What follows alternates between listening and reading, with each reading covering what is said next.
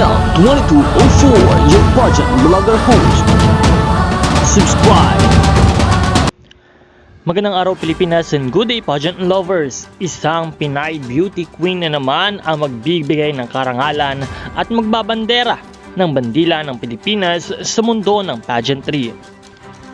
Umani nga ng suporta at pagmamahal ang ating pambato ng Pilipinas para sa Miss Supermodel Worldwide 2025 na walang iba kundi si Chariza, na opisyal nang naibigyan ng stash at ibandila ang pangalan ng Pilipinas para sa Miss Worldwide Supermodel 2025 competition. Nawa ang kanyang journey ay maging matagumpay at patuloy nating suportahan bilang mga Pinoy pageant fans.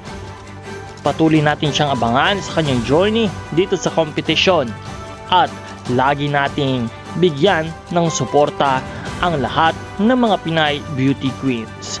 Maraming salamat sa panonood at huwag kalimutan na mag-subscribe para sa mas marami pang mga updates.